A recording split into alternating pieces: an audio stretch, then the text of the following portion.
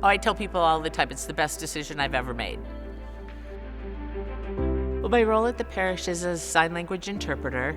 My parents brought us up in the Protestant church, and the more I interpreted, the more I fell in love with the Mass.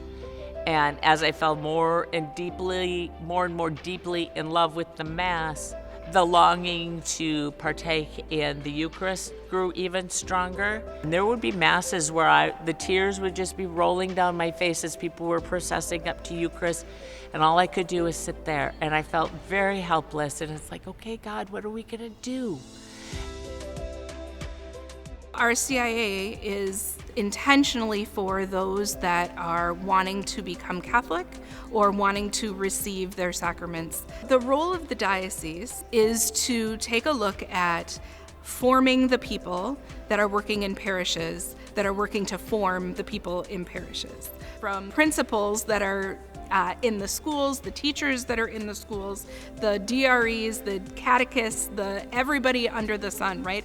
A lot of my journey was just one-on-one with either Father Ron, with Deacon Joe, or with my sponsor. And so there was a lot of conversations, a lot of dialogue, a lot of reflection.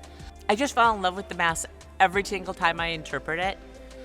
There's something that happens that transforms the Mass to make it very alive. And so if I'm very present to the readings and the flow of the Mass, it's almost like I disappear and I become that conduit for that message to get out and to touch people.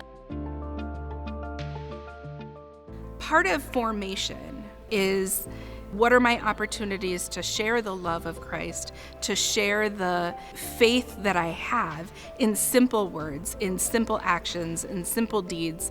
The word Mass comes from the Latin word to send. So my job is not just to receive at the table of the Lord, but also to walk out of the church and to be Christ to another person.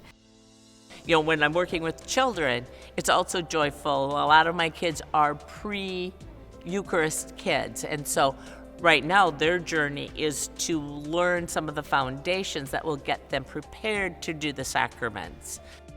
I see a lot of parallels to the Eucharist by it becoming what they can receive, instead of it being an oral language to receive that we all hear.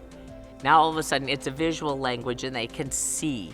And so now all of a sudden the word is becoming something that they can receive.